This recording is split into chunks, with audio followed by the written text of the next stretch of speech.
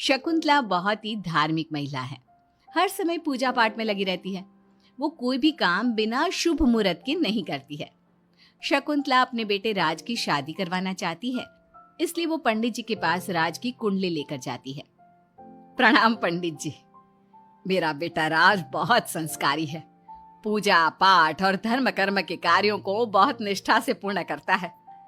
मैं अपने बेटे की शादी कराना चाहती हूँ, इसलिए उसकी कुंडली ले आई हूँ। शकुंतला पंडित जी को कुंडली देते हुए कहती है और पंडित जी कुंडली को ध्यान से देखकर कहते हैं, बेटे, तेरे बेटे का उज्जवल भविष्य है। इसका गृहस्थ जीवन भी अच्छा रहेगा, परंतु क्या पंडित जी? परंतु एक बात का विशेष ध्यान रखना होगा।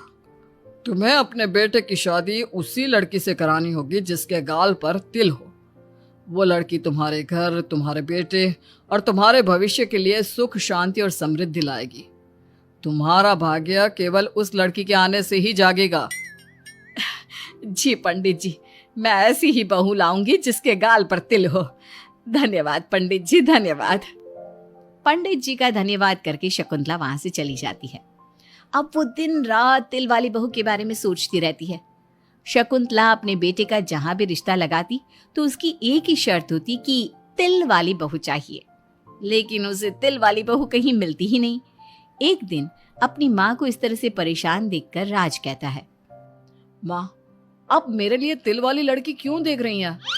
अरे क्योंकि पंडित जी ने बोला है, वो तुम्हारे और इस घर के लिए भाग्यशाली साबित होगी। माँ, मैं एक लड़की से प्यार करता हूँ। आप मेरी शादी उस लड़की से करा दो ना। उसके गाल पर तिल होगा तभी मैं तुम्हारी शादी उससे कराऊंगी, नहीं तो भूल जाओ उस लड़की को। माँ की बात सुनकर राज को लगा कि माँ उसकी शादी कभी होने ही नहीं देगी, इसलिए उसने बिना कुछ सोचे समझे बोल दिया, अब माँ है ना, उसके गाल पर तिल है। सच में माँ, बहुत प्यारा तिल है। तू सच कह रहा है बेटा? अरे तो तूने मुझे पहले क्यों नहीं बताया? जल्दी से मुझे उस लड़की से मिलवा दे।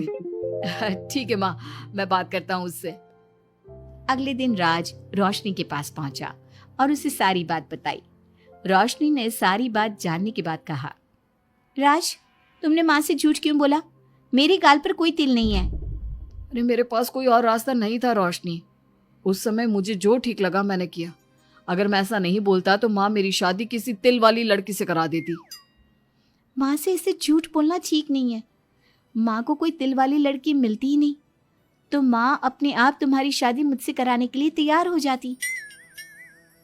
अरे तुम्हें पता नहीं, पंडित जी के मुख से निकली बात मेरी माँ के लिए पत्थर की लकीर है।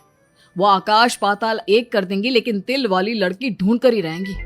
जो भी हो राज, लेकिन माँ को जब कभी सच्चाई का पता चलेगा तो उन्हें बहुत दुख होगा।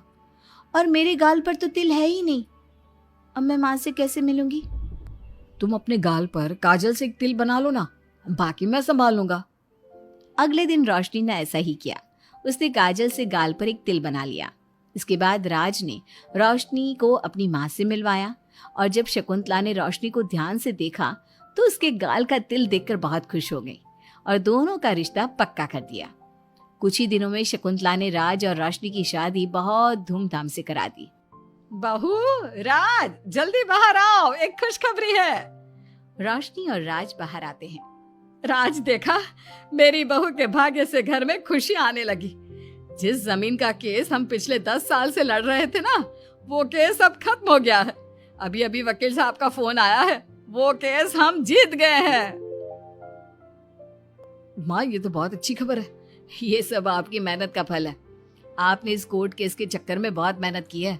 अरे नहीं बेटा, ये तो मेरी तिल वाली बहू के भाग्य से हो रहा है। पंडित जी ने बिल्कुल सही कहा था। शकुंतला रोशनी को बहुत प्यार करती है, लेकिन रोशनी के मन में दुख होता है। वो सोचती है, माँ मेरे झूठ को सच समझ रही है। अगर माँ को ये पता चल गया कि ये तिल नहीं काजल है तो उन्हें कितना दुख होगा। मैं आज ही राज से बात करूंगी कि वो माँ को सारी सच्चाई बता दे। शाम को राज घर आता है तो रोशनी राज से कहती है, राज, हमें माँ को सारी सच्चाई बता देनी चाहिए। घर में कुछ भी अच्छा होता है तो माँ को लगता है कि सब मेरे गाल के तिल की वजह से हो रहा है। तुम्हारे गाल की तिल की